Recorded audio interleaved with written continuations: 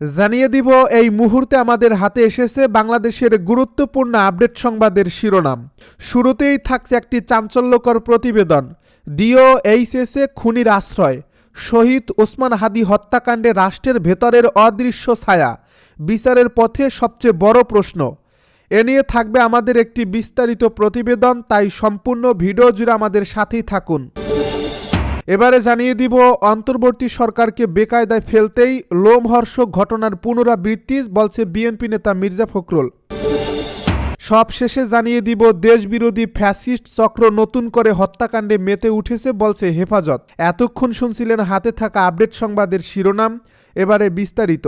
তবে তার আগে অনুরোধ রইল ভিডিওটিতে একটি লাইক এবং কমেন্ট করে জানিয়ে দিন ভিডিও সম্পর্কে আপনার মূল্যবান মতামত। আরও জানিয়ে দিন ভিডিওটি কোথা থেকে দেখছেন বা কোন জেলা থেকে দেখছেন। ডিওএইচএসে খুনির আশ্রয়, শহীদ ওসমান হাদি হত্যাকাণ্ডে রাষ্ট্রের ভেতরের অদৃশ্য ছায়া, বিচারের পথে সবচেয়ে বড় প্রশ্ন। অবশেষে সেই গুঞ্জন এবার বাস্তবে রূপ নিয়েছে। যে গুঞ্জন এতদিন সামাজিক যোগাযোগ মাধ্যমে ঘুরপাক খাচ্ছিল, আজ তা আর কেবল কথার কথা নয়, বরং একের পর এক তথ্য, পাল্টা তথ্য আর দায়িত্বশীল সূত্রের বরাতে সামনে আসছে। ভয়াবহ এক বাস্তবতা। জুলাই বিপ্লবী শহীদ শরীফ ওসমান হাদির হত্যাকারী ফয়সাল করিম মাসুদ এখনও ধরাছোঁয়ার বাইরে। আর তার নিরাপদ আশ্রয় নাকি এমন এক জায়গায় যেখানে সাধারণ মানুষের প্রবেশ তো দূরের কথা, আইনশৃঙ্খলা বাহিনীও চাইলেই ঢুকতে পারে না। সর্বশেষ প্রাপ্ত তথ্যে জানা যাচ্ছে সর্বাধুনিক প্রযুক্তি ও ডিজিটাল ট্র্যাকিংয়ের মাধ্যমে নিশ্চিত হওয়া গেছে যে হাদির খুনি বাংলাদেশী অবস্থান করছে এবং ঢাকার ডিওএইচএস এলাকার একজন প্রভাবশালী ব্রিগেডিয়ার জেনারেলের বাসভবনে সে আত্মগোপনে রয়েছে। এই চাঞ্চল্যকর তথ্য প্রকাশ করেন জনপ্রিয় সাংবাদিক ইলিয়াস হোসেন, যিনি দায়িত্বশীল এক পুলিশ কর্মকর্তার বরাতে দাবি করেন যে লোকেশন ট্র্যাকিংয়ে বারবার একই স্থান উঠে আসছে। কিন্তু প্রশ্ন হলো, রাষ্ট্রের এমন উচ্চ পর্যায়ের নিরাপত্তা বলয়ের ভেতরে একজন চিহ্নিত খুনি কিভাবে পৌঁছালো এবং কার আশীর্বাদে সে এখনও নিরাপদে আছে?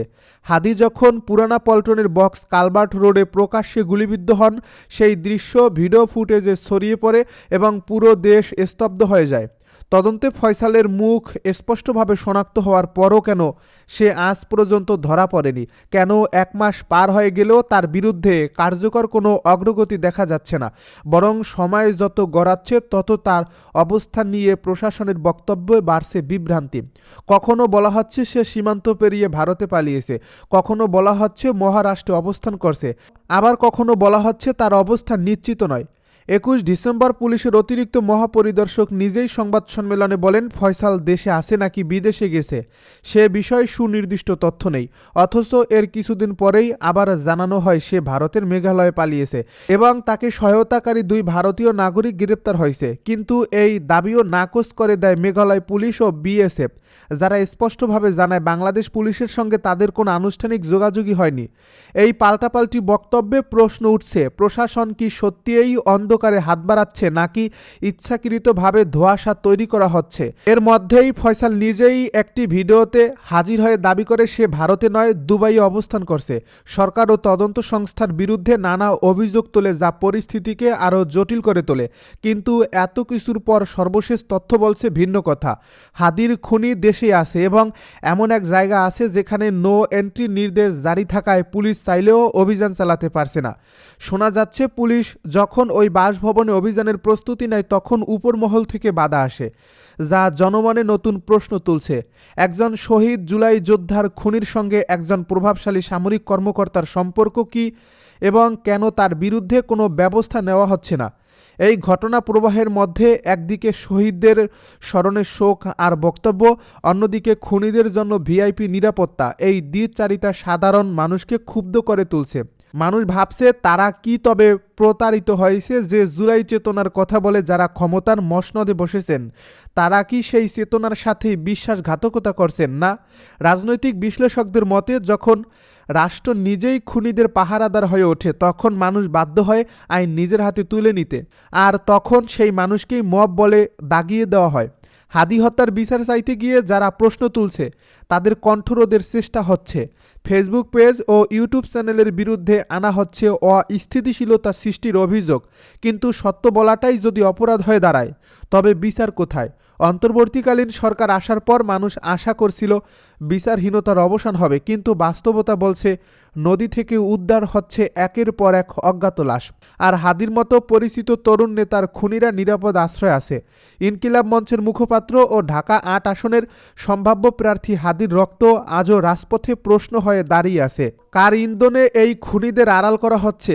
কেন প্রশাসন শুরু থেকেই পরিষ্কার ও একক অবস্থান নিতে ব্যর্থ? কেন যে বাসভবনে ফয়সালের অবস্থান ট্র্যাক হয়েছে তার মালিকের বিরুদ্ধে কোনো তদন্ত বা জবাবদিহিতা নেই?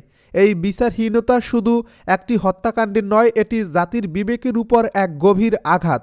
কারণ যে বিপ্লবের নাম করে ক্ষমতায় আসা হয়েছে, সেই বিপ্লবের অগ্রসৈনিকের খুনিকে রাষ্ট্রীয় ছত্রছায়ায় লুকিয়ে রাখা মানে নতুন করে ফ্যাসিবাদের বীজ বপন করা। অন্তর্বর্তী সরকারকে বেকায়দায় ফেলতেই লোমহর্ষক ঘটনার পুনরাবৃত্তি জানালো বিএনপি নেতা মির্জা ফখরুল। অন্তর্বর্তী সরকারকে বেকায়দায় ফেলতেই দুষ্কৃতকারীরা দেশে হত্যাকাণ্ডের মতো লোমহর্ষক ঘটনার পুনরাবৃত্তি ঘটাচ্ছে বলে জানিয়েছেন বিএনপি মহাসচিব মির্জা ফখরুল ইসলাম আলমগীর। বৃহস্পতিবার রাতে স্বেচ্ছাসেবক দলের নেতা আজিজুর রহমান মুসাব্বিরকে হত্যাকাণ্ডের ঘটনায় গভীর উদ্বেগ প্রকাশ করে এক শোক বার্তায় এমনটা জানান তিনি। এক শোক বার্তায় বিএনপি মহাসচিব বলেন, ছাত্র জনতার আন্দোলনে আওয়ামী স্বৈরাচারী শাসক গোষ্ঠীর পতনের পর দুষ্কৃতকারীরা আবারও দেশে অস্থিতিশীল পরিস্থিতি সৃষ্টিসহ নৈরাজ্যের মাধ্যমে ফায়দা হাসিলের অপতৎপরতায় লিপ্ত হয়েছে। বিএনপি নেতা মির্জা ফখরুল বলেন, দুষ্কৃতকারীদের নির্মম ও পৈশাচিক হামলায় ঢাকা মহানগর উত্তর স্বেচ্ছাসেবক দলের সাবেক সাধারণ সম্পাদক আজিজুর রহমান মুসাব্বির নিহতের ঘটনা সেই অপতৎপরতারই নির্মম বহিঃপ্রকাশ। তিনি বলেন, বর্তমান অন্তর্বর্তী সরকারকে বেকায়দায় ফেলতেই এ ধরনের লোমহর্ষক ঘটনার বারবার পুনরাবৃত্তি ঘটানো হচ্ছে। তাই এসব দুষ্কৃতকারীদের কঠোর হস্তে দমনের বিকল্প নেই। গণতন্ত্র ও মানুষের ভোটের অধিকার প্রতিষ্ঠা সহ দেশের মানুষের জানমাল রক্ষায় দলমত নির্বিশেষে সকল শ্রেণী পেশার মানুষকে ঐক্যবদ্ধ থাকতে হবে। নইলে ওত পেতে থাকা আওয়ামী ফ্যাসিস্টদের দোসররা মাথাছাড়া দিয়ে দেশের অস্তিত্ব বিপন্ন করতে মরিয়া হয়ে উঠবে। দেশবিরোধী ফ্যাসিস্ট চক্র নতুন করে হত্যাকাণ্ডে মেতে উঠছে জানালো হেফাজত। নির্বাচনকে সামনে রেখে দেশকে অস্থিতিশীল করার লক্ষ্যে ঢাকা মহানগর উত্তর স্বেচ্ছাসেবক দলের সাবেক সাধারণ সম্পাদক আজিজুর রহমান মুসাব্বিরকে গুলি করে হত্যা করা হয়েছে বলে মন্তব্য করেছেন হেফাজতে ইসলাম বাংলাদেশের মহাসচিব আল্লামা সাজিদুর রহমান।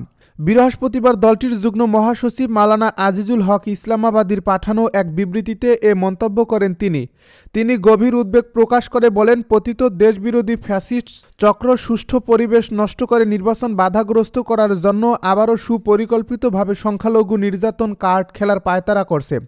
কয়েকদিনে একাধিক হিন্দু সম্প্রদায়ের লোকের উপর হত্যা ও নির্যাতন হয়েছে।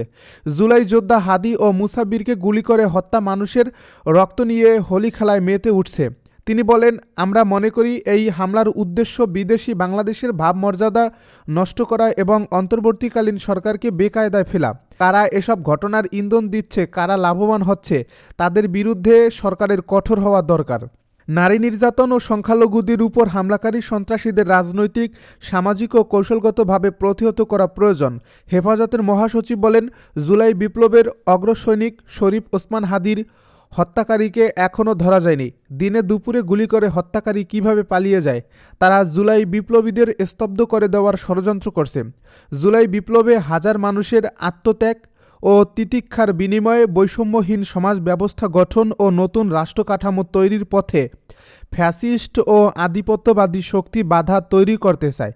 তিনি আরও বলেন, নির্বাচনের তারিখ যতই ঘনিয়ে আসছে, দেশের অভ্যন্তরীণ একটি দুষ্ট চক্রান্ত বসে আছে, যারা জনগণের মাঝে ভীতিকর পরিস্থিতি তৈরি করে সুষ্ঠু নির্বাচনী পরিবেশ চরমভাবে বাধাগ্রস্ত করতে চায়।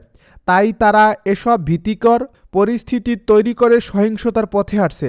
প্রশাসন ও আইনশৃঙ্খলা বাহিনীকে উদ্দেশ্য করে হেফাজতের মহাসচিব বলেন, আপনারা এই খুনি চক্রের বিরুদ্ধে নজরদারি বাড়ান, দ্রুত এসব ঘটনার সুষ্ঠু তদন্ত ও বিচারের ব্যবস্থা করুন।